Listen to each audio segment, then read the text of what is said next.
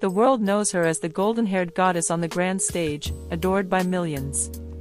But that night, in a dark corner of a rain-swept soul, that figure was not the Rose you know. Hunched over, limping, and gray-haired, she bet her entire career on just one thing: to gaze upon the face of the man who was once her world for the very last time, without being caught. Soul wasn't being kind that night.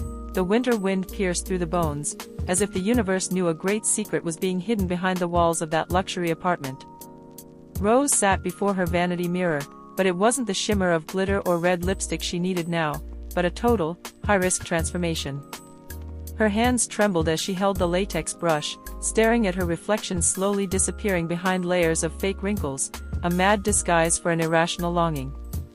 She knew this was career suicide, a single snapshot by dispatch, and the reputation built over years would crumble in seconds. Yet, the pain in her chest was far more tormenting than the fear of scandal, forcing her to do the unthinkable for any idol.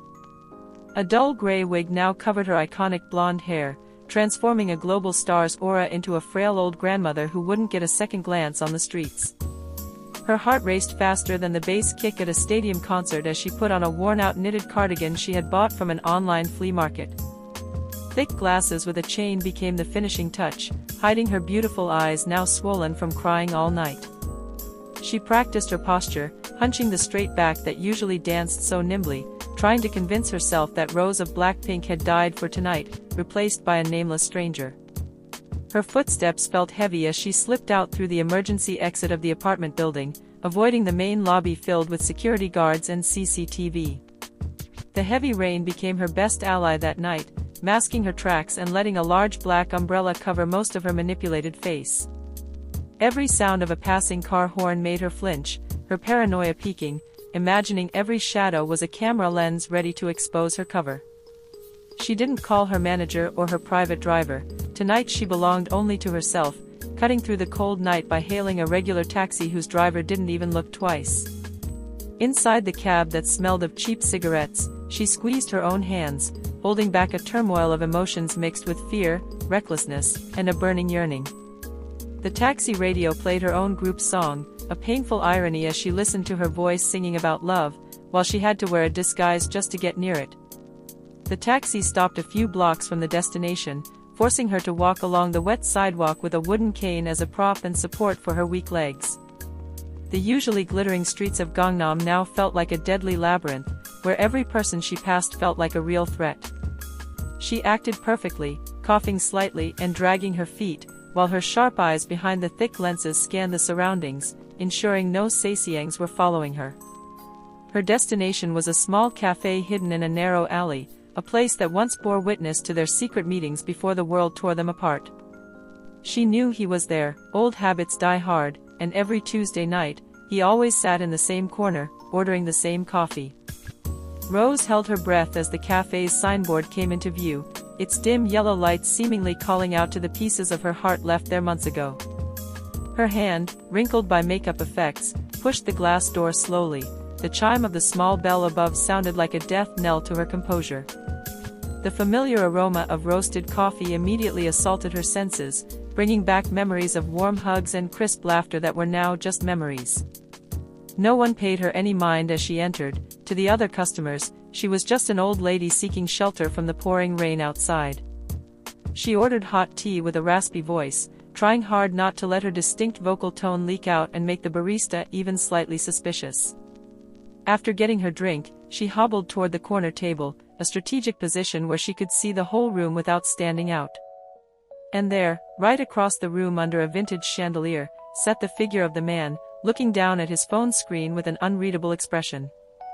The world seemed to stop spinning as her eyes caught the silhouette of her ex-lover's face, the man who once promised to protect her from the cruelty of the entertainment industry. He looked thinner, with shadows of fatigue under his eyes, making Rose's heart sink with the urge to run and hug him right then and there. But this old woman costume was a prison she created herself, keeping her seated in silence, only able to watch from a distance like an invisible ghost. Every second felt like a torturous hour, observing his movements, the way his fingers tapped the table, the way he sipped his coffee, all the little details that used to be hers. Rose remembered how that hand used to hold hers tightly when they secretly dated inside cars with tinted windows. Now, the few meters between them felt like a vast ocean impossible to cross, separated by status, contracts, and the expectations of millions of fans. Suddenly, he lifted his head, his gaze sweeping across the room as if looking for someone he knew couldn't possibly come. Their eyes met for a moment, his tired eyes staring at the thick glasses of the grandma, and Rose's heart nearly stopped beating from panic. Did he know? Did the look in Rose's eyes, which couldn't be disguised, give away her identity? But he just sighed deeply and went back to staring at his phone, not recognizing the woman he loved. Relief came simultaneously with a piercing pain. The fact that she wasn't recognized proved her disguise worked, but also emphasized how far apart they were now. She wanted to scream, wanted to rip off that itchy wig and say, "I'm here," but her common sense held back all those crazy impulses cruelly. She could only sip her cooling tea, letting the steam disguise the tears starting to pool in the corners of her eyes behind the glasses.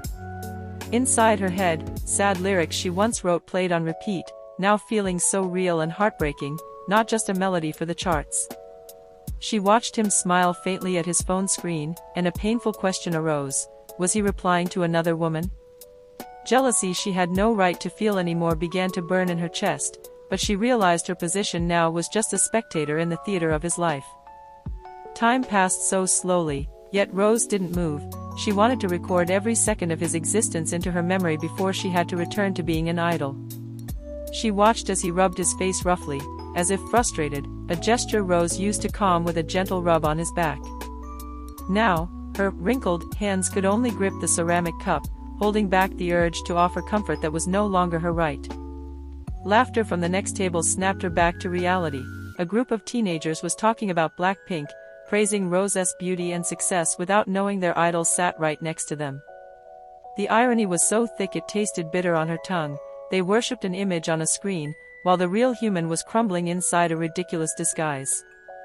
Rose lowered her head further, hiding her face behind her cardigan collar, afraid of being recognized by her own fans.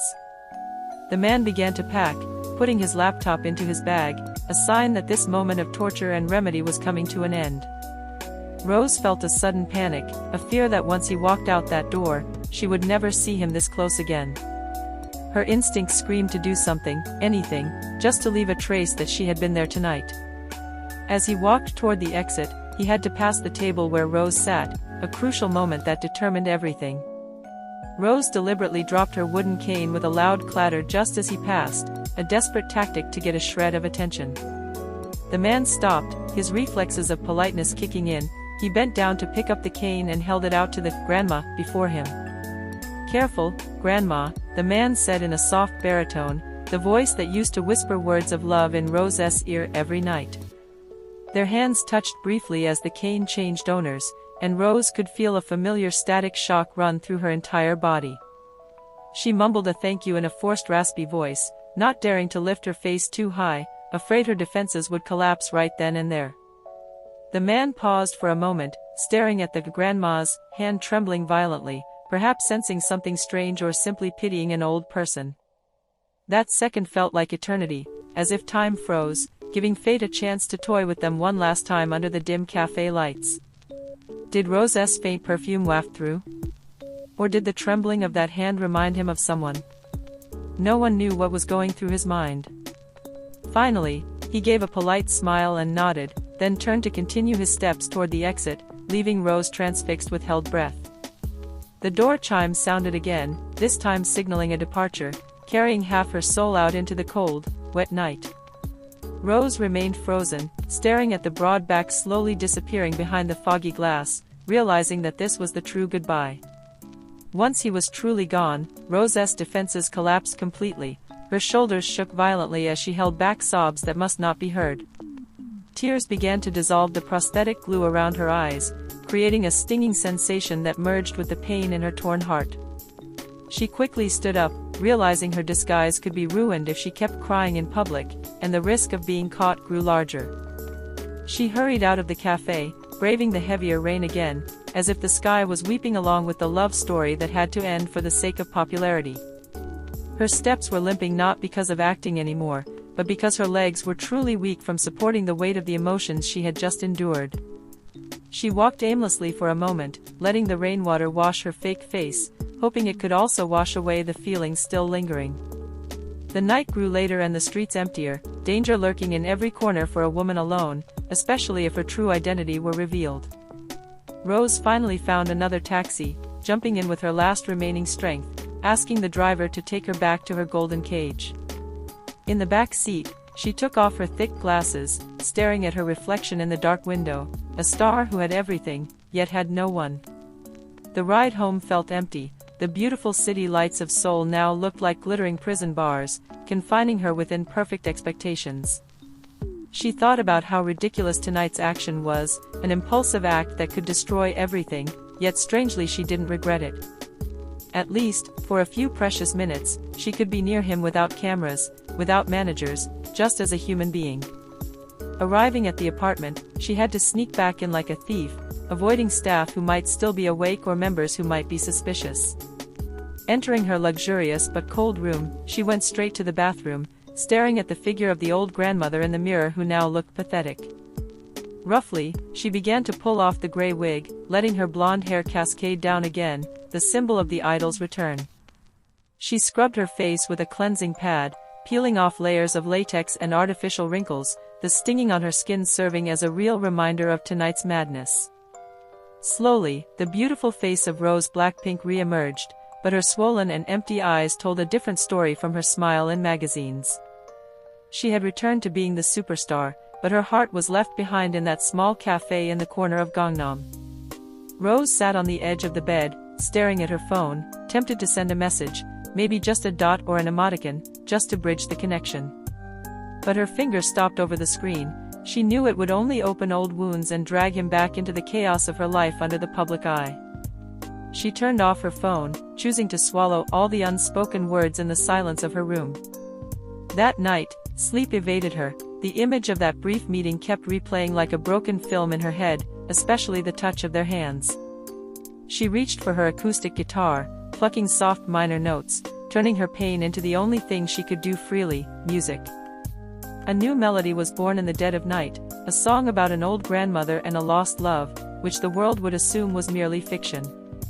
Tomorrow morning, she would smile again in front of the camera, wave to fans, and pretend she was the happiest woman in the world.